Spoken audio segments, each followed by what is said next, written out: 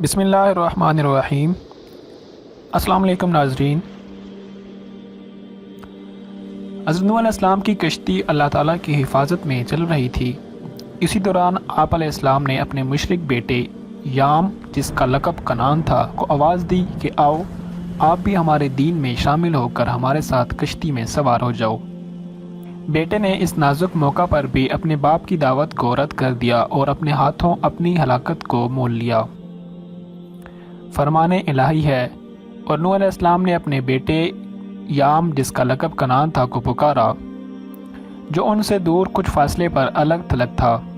اے میرے بیٹے، ہمارے ساتھ سوار ہو جاؤ اور کفار کے ساتھ نہ رہ جاؤ۔ نوح علیہ السلام کے بیٹے نے جواب دیا کہ میں کسی بڑے پہاڑ کی طرف پناہ لے لوں گا، وہ مجھے پانی میں ڈوبنے سے بچا لے گا۔ نوح علیہ السلام نے بیٹے کو سمجھاتے ہوئے کہا، آج اللہ کے حکم سے کوئی بچانے والا نہیں، صرف وہی بچیں گے جن پر اللہ کا رحم ہو۔ اسی وقت ان دونوں کے درمیان موج حائل ہو گئی اور وہ ڈوبنے والوں میں سے ہو گیا۔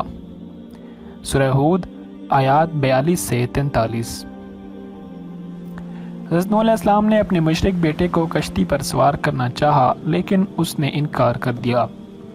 پھر آپ علیہ السلام نے اپنی آنکھوں سے اسے موجوں میں ڈوبتے ہوئے دیکھا تو اللہ تعالیٰ سے اسے بچانے کی درخواست کی، جس پر اللہ تعالیٰ نے ناراضگی کا اظہار فرمایا، اس لیے کہ اللہ تعالیٰ کے نزدیک شرک بہت بڑا گناہ ہے۔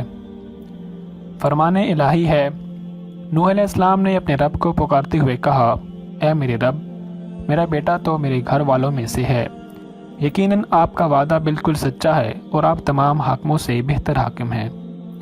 اللہ نے فرمایا، اے نوح، یقیناً وہ آپ کے خاندان میں سے نہیں، اس کے اعمال اچھے نہیں، آپ کو مجھ سے وہ چیز نہیں مانگنی چاہیے جس کا آپ کو علم نہ ہو۔ میں آپ کو نصیحت کرتا ہوں کہ آپ جاہلوں میں شامل نہ ہوں۔ نوح علیہ السلام نے کہا، اے میرے رب، میں آپ کی پناہ چاہتا ہوں اس بات سے کہ آپ سے وہ چیز مانگوں جس کا مجھے علم ہی نہ ہو۔ اگر آپ مجھے نہیں بخشیں گے اور مجھ پر رحم نہیں فرمائیں گے تو میں خسارہ پانے والوں میں سے ہو جاؤں گا۔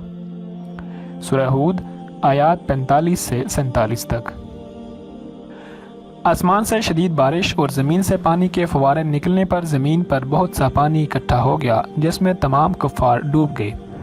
صرف وہی لوگ بچے جو حضرت نوح علیہ السلام کے ساتھ کشتی میں سوار تھے۔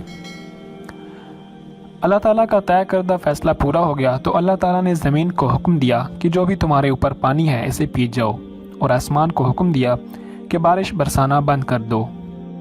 دونوں نے اللہ تعالیٰ کے حکم کی تعمیل کی، زمین کا پانی کم ہونا شروع ہو گیا اور پہاڑوں کی چوٹیاں نظر آنے لگی۔ تو حضرت نوح علیہ السلام کی کشتی جودی پہاڑ پر جا ٹھہری، جو عراق کے شہر موصل کے قریب ہے۔ اللہ تعالیٰ نے حضرت نوح علیہ السلام سے فرمایا کہ اب آپ سلامتی کے ساتھ کشتی سے زمین پر اتر جائیے، آپ پر اور آپ کے مسلمان ساتھیوں پر اللہ تعالیٰ کی برکتوں اور رحمت کا سایہ رہے گا، اور ان میں سے کچھ کی نسلوں میں سے ایسے لوگ پیدا ہوں گے جو آگے چل کر کفر کی راہ اختیار کریں گے۔ ان کا مقصود دنیا کا عیش و آرام ہوگا، ہم انہیں دنیا سے فائدہ اٹھانے کا موقع تو دیں گے، لیکن آخرکار انہیں دردناک عذاب سے دوچار ہونا پڑے گا۔ حضرت نوح علیہ السلام نے اپنی قوم کو اللہ تعالیٰ پر ایمان لانے کی تلقین کی، مگر قوم پھر بھی ایمان نہ لائی، یہاں تک کہ آپ علیہ السلام کا حقیقی بیٹا یام بھی عذاب الہی کا شکار ہو گیا۔ اسی طرح آپ علیہ السلام کی بیوی بھی ایمان نہ لانے کی وجہ سے عذاب الہی کی مستحق ٹھہری۔ رسول اکرم صلی اللہ علیہ وسلم نے ایک مرتبہ اپنے خاندان کو جمع کر کے ایک سے مخاطب ہو کر فرمایا، اے مرا بن کعب کی اولاد، اے عبد الشمس کی اولاد، اے عبد مناف کی اولاد، اے ہاشم کی اولاد، اے عبد المطلب کی اولاد، اے فاطمہ، ایمان لا کر اور نیک اعمال کر کے اپنے نفسوں کو جہنم کی آگ سے بچا لو، میں اللہ تعالیٰ کے ہاں تمہارے کسی کام نہیں آ سکوں گا۔ یہ مسلم اور ابو ہریرہ رضی اللہ تعالیٰ عنہ اس کے راوی ہیں۔ اس بات سے یہ واضح ہوتا ہے کہ ایمان اور اعمال صالح کے بغیر رشتہ داری اور دوستی بھی آخرت میں کام نہیں آئے گی، اس لیے زیادہ سے زیادہ نیک اعمال کریں تاکہ آخرت میں کامیاب ہو جائیں۔ اللہ تعالی ہم سب کو عمل کرنے کی توفیق عطا فرمائے۔